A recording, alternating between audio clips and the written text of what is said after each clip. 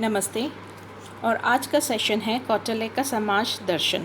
कौटिल्य ने सामाजिक व्यवस्था को अत्यंत महत्वपूर्ण माना है तथा नैतिक मूल्यों, सामाजिक संगठन, विभिन्न वर्णों के मध्य संबंध तथा सामाजिक व्यवस्था के निर्वहन में राज्य की भूमिका आदि प्रश्नों पर स्पष्ट विचारों का प्रतिपादन किया है। किंतु कौटिल्य द्वारा सामाजिक व्यवस्था के संबंध में हुआ विवेचन मनुस्मृति के भांति ही विस्तृत नहीं है।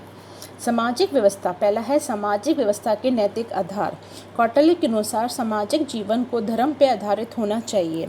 कौटिल्य ने धर्म के कुछ शाश्वत लक्षणों को मान्यता दी है तथा इन लक्षणों में सत्य, अहिंसा, दया, परोपकार, दान, अक्रोध आदि को सम्मिलित किया है। कौटिल्य ने अपेक्षा की है कि राजा प्रजा के व्यवहार में इन नैतिक मूल्यों को सुनिश्चित करें और इस प्रकार धर्म को परिवर्तन करें।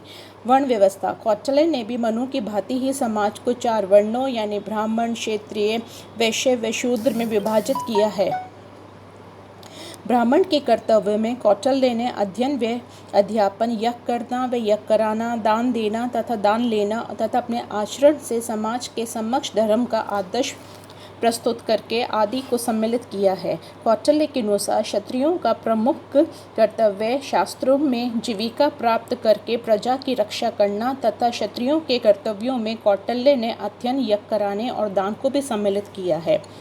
कौटिल्य के अनुसार वैश्य का प्रमुख कर्तव्य कृषि, पशुपालन और वाणिज्य है। इसके अतिरिक्त अध्ययन, यज्ञ कराना और दान लेना भी वैश्य का भी कर्तव्य माना गया है। कौटिल्य ने शूद्र को ब्राह्मणों, क्षत्रियों व वैश्यों की सेवा करने के लिए मुख्य रूप से उत्तरदायी माना है तथा ये स्वीकार किया है कि शूद्रों द्वारा कृषि, पशुपालन तथा शिल्प से संबंधित व्यवसाय भी किए जा सकते हैं। कौटिल्य ने वर्ण व्यवस्था को सामाजिक संगठन के सिद्धांत तक सीमित रखा है। मनु के दृष्टिकोण के विपरीत अर्थशास्त्र के वर्णों पर आधारित भेदभाव का प्रतिपादन नहीं किया है।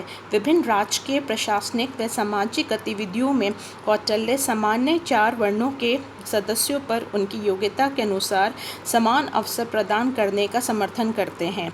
जब मनु ने शूद्रों के लिए अध्ययन आदि की स्पष्ट वर्जना की है तो कौटिल्य शूद्रों को उनके योग्य होने पर मंत्री व न्यायाधीश के रूप में नियुक्त किए जाने पर समर्थन करते हैं। नेक्स्ट है आश्रम व्यवस्था।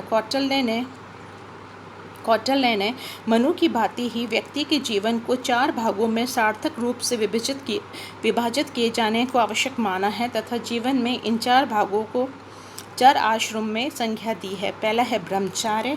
ब्रह्मचार्य आश्रम में स्थित व्यक्ति के लिए कौटिल्य ने स्वाध्याय, हवन, स्नान, भिक्षावृत्ति तथा गुरु के पास निवास करते हुए विद्या अध्ययन को सम्मिलित किया है। गृहस्थ यानी गृहस्थ आश्रम से स्थित व्यक्ति के लिए कौटिल्य ने धर्म पूर्वक जीविका अपनाने, विवाह करने तथा वैवाहिक दायित्वों की पूर्ति करने, अतिथियों का सत्कार करने तथा भृतकों का भरण पोषण करने का आवश्यक माना है। वानप्रस्थ आश्रम में स्थित व्यक्ति के लिए कौटिल्य के अनुसार इंद्रियों का संयम, भूमि पर शयन, सादा वस्त्रों को धारण करना, यज्ञ तथा पूजा पाठ से संलग्न रहना और सादा भोजन करना आवश्यक माना है। संन्यास आश्रम में स्थित व्यक्ति के लिए कौटिल्य ने वासना से मुक्ति, संग्रह की वृत्ति का त्याग, स्त्री के संसर्ग का त्याग तथा शरीर और मन की सादगी को आवश्यक माना है। कौटिल्य ने सन्यासी के लिए नगरों में तथा किसी एक स्थान पर निवास करने का निषेध किया है तथा इसके लिए वनों में विचरण करना आवश्यक माना है।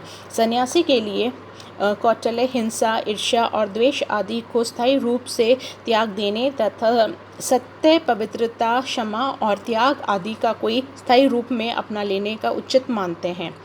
चौथा ये कि सामाजिक संबंधों की व्याख्या। अगर कौटिल्य मनु की तरह ही सामाजिक संबंधों में भेदभाव के विचार का समर्थन नहीं करते तो वहाँ मनु ने समाज में शूद्रों और स्त्रियों की अत्यंत हीन स्थिति का समर्थन किया है और कौटिल्य ने शूद्रों और स्त्रियों के अधिकारियों की रक्षा किए जाने का समर्थन किया। मनु के विपरीत कौटिल्य ने स्त्रियों और शूद्रों के संपत्ति के अधिकार को मान्यता दी है तथा उन्हें समाज का एक